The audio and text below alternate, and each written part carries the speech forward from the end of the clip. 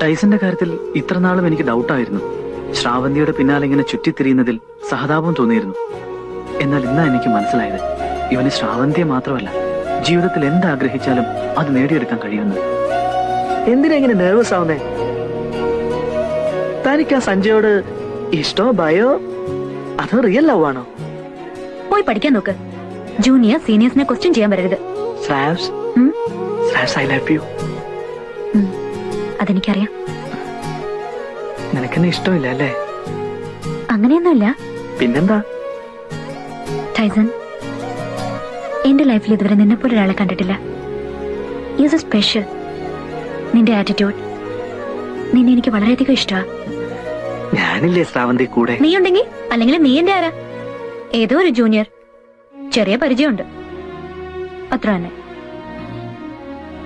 അത്രേ ഉള്ളൂ. ശ്രാവ്സ്.